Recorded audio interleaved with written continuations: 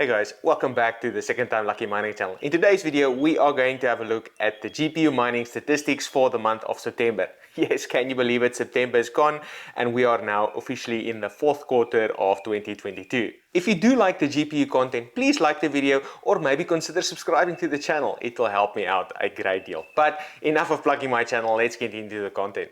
Now, the month of September has absolutely been wild, not only in stock markets, but specifically in crypto and specifically in GPU mining. September, or what other people call it, Rectember, has been wild.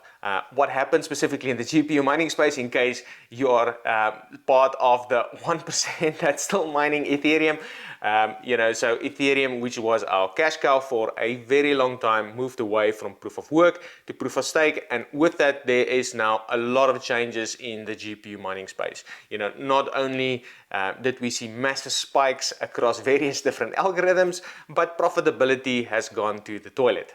And the people that are still looking at ROI, I'm not sure where you are going to find your ROI numbers.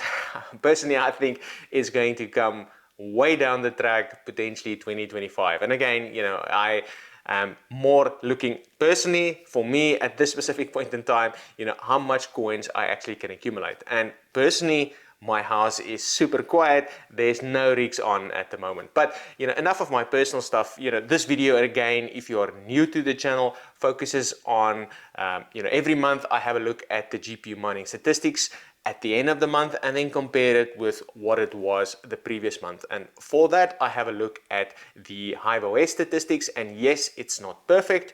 And why is it not perfect? Is because it's only one of the many Linux mining operating systems out there. So there are others which I'm not taking into account. On top of that, I suspect there might be still a lot of people mining with Windows and more specifically with NiceHash. So again, I'm missing that type of audience. But at least in my opinion, HiveOS gives us a general flavor of what's going on there. On top of that, there is a lot of GPUs specifically on NiceHash. So it gives me a good idea of what other GPU miners are doing, and hopefully I can get some sort of direction, or I can see where the market is pivoting. It helps me not only to see if there's other coins, potentially speculative coins, and what GPUs I can expect on the second-hand market. So that's really what I use it for, and just to get a general feel for what everybody is doing, and how to approach the actual GPU market. Now, enough of me talking about it. Let's jump on the computer and have a look and see what everybody is doing at the end of September. Okay, so here we are on the computer. So I've got the HiveOS statistics page open, and I'll leave a link in the video description in case you wanted to navigate here and check for yourself. But looking at it and starting with the coins, we can see here that Ethereum Classic is the most popular coin at 33%, followed by Ethereum W, and that I consider at least the biggest surprise for the Ethereum merge. I really thought that Ethereum W would have been dead by now, or at least not so many people would actually mine it, but it seems like it's still here 2 weeks in and people are still mining it at 11%, which is the second most popular coin, which is strange. But I suspect, if we start looking at the GPUs a little bit lower, that's because there's still a lot of Polaris or RX 580 AMD GPUs that needs to find a home, and Ethereum Classic is potentially not very profitable, or I know it's not very profitable, or nothing really is profitable, but Ethereum Classic or specifically probably not. Now, the other interesting things here, you can see Ravencoin and Casper are tied, and again, this is surprising to see Casper that this high. I thought it was more of a new and a niche thing, but as you can see here, there's more hash rate on Casper compared to Ergo or Flux. Now, specifically on Ergo and Flux, you can see they are also tied around 3% here. Ergo, I wouldn't say I knew, but they currently have got the difficulty issue that they're currently working through. There's already EIP, we're just waiting for the next epoch for voting to actually start. So, it's not necessarily surprising, at least for me, to see Ergo here at 3%. That delayed difficulty, a lot of people actually complained about it earlier, but obviously that has been exacerbated by the Ethereum merge. But anyway, so they are at 3%.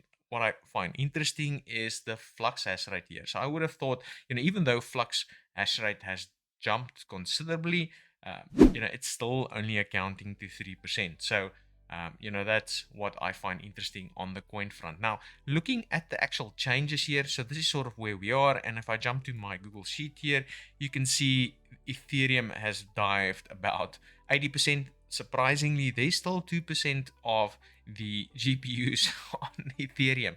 So, I don't know why these guys still didn't get the memo, but in any way, that's sort of what it is. Now, the other interesting thing here, I think this is wrong, so I'll go ahead and change that. So there's not a lot of people are. I'm currently on the mode where I can't change it. So, but anyways, there's nobody on Toncoin anymore. So you can see here the biggest winner has been Ethereum Classic.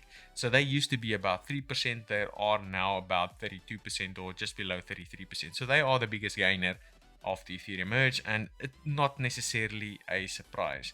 Now, the other thing that I've actually found interesting here is, as you can see here, the biggest jump between Raven and Casper. So surprisingly, there was more people jumping. Or it's slightly different, but there's more people that jumped onto Ravencoin.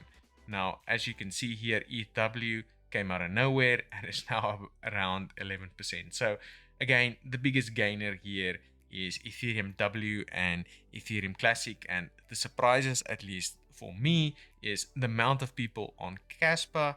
I didn't think it would be this high. And then obviously, the amount, or not the amount of people on Flux. Now, looking at the GPU brand distribution here, so hopefully Intel will be in the mix soon enough. But as you can see here, Nvidia has got 62% and AMD 38%. So it's actually surprising that Nvidia actually lost GPUs, which I would have thought that there would be more AMD people switching off, but it sounds like, now with it being least or less profitable, there's more Nvidia GPUs actually switching off. So it's only really a 2% swing here, but which is not massive in the bigger scheme of things. I suspect the second-hand market for RX 580s is not that great, so that's why people probably just continue mining. And again, once we look at the GPU statistics, you would see that is the lion's share in any way of AMD GPU. So I suspect it's just more Nvidia guys either switching off, or potentially selling their GPUs. Now, if I jump back into the HiveOS statistics here, if I scroll a little bit down, you would see here at the bottom, or at the top here, that's sort of where the GPU brand representation. Now, tracking it over the last couple of months, it's very similar to what we see every month. It's around 60-40 split most month between Nvidia and AMD. Now, looking at the actual models here of GPUs, so if I scroll a little bit down, on the AMD side, as you can see here, still the 580 and the 570 are the most popular AMD GPUs. This has been a consistent theme since I've been tracking the statistics. So, by far, those are the two most popular GPUs, followed by the 5700. And then you can then start seeing the 5700 or the 6700 XT starting to come in. So this is the Navi 2 GPUs also making a claim here. So specifically with the amount of people on Ravencoin and potentially Neoxa, I suspect we would see more or a bigger percentage of the 6700 XTs here. So I expect this percentage to rise as more and more people mine Ravencoin and potentially Neoxa. Now, looking at the changes specifically on the AMD side, again, if I just jump to my tracker here, we can see that there has been a drop off of RX 580s, but it's still a big percentage. And then we can see there has been an increase here in 4 gig cards. So that is something that I didn't see, to be honest, but I suspect it's just a comparison where some people just potentially might not have switched off, and that might be skewing the statistics here. So in general, the AMD GPUs are slightly going down.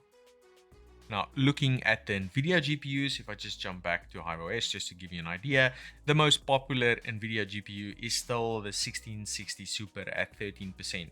You can see here, followed by the 3070, which I like quite a lot.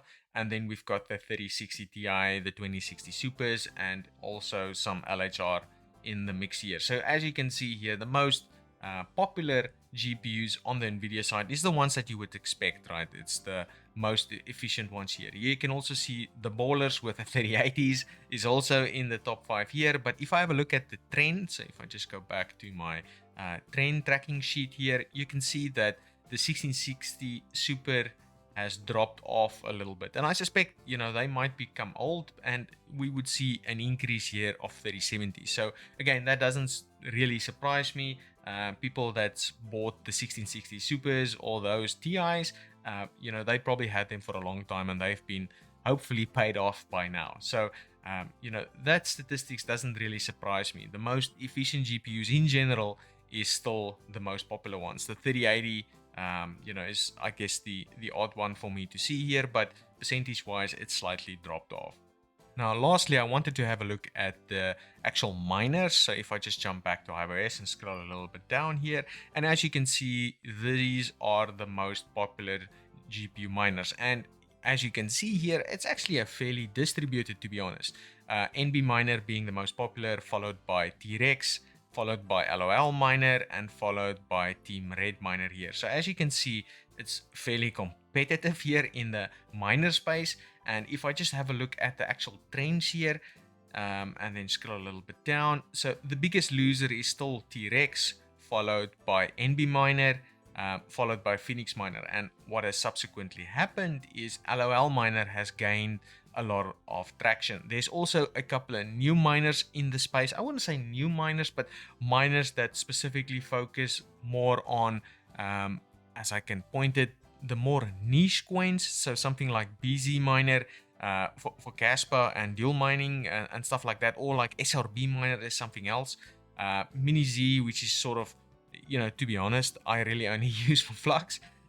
So it's interesting to see some of these other miners, now that Ethereum has gone away, is now all of a sudden getting more people using them, which is not surprising in my eyes, but it's nice to see a more even distribution across the miners, and hopefully we get a lot of competition. That's really the statistics for the month of September. As I mentioned, the biggest surprises for me really is that ETHW still exists here, and the amount of people actually mining Casper compared to some of the other, which I thought was more popular coins. So that for me is really the takeaways, you know, from the September statistics. I'm sure we will still see a lot of things shake out, and I'm looking actually forward to doing it in October, because, you know, to be honest, I've been tracking this a while and it hasn't really been exciting up until the Ethereum merge, because everybody was using typically the same miners, the same GPUs, mining the crap out of Ethereum, right? So it's been a you know, easy book to read, or the script is known, but now it's sort of up in the air and it's changing, and I'm hoping it's changing every single month. So we'll see what the stats are, and I'm looking forward to it in October. That's it for this video, guys. If you've liked the video, please like the video. If you didn't, please specify in the comments what you would like me to change. Otherwise, I'll catch you in the next one. Cheers.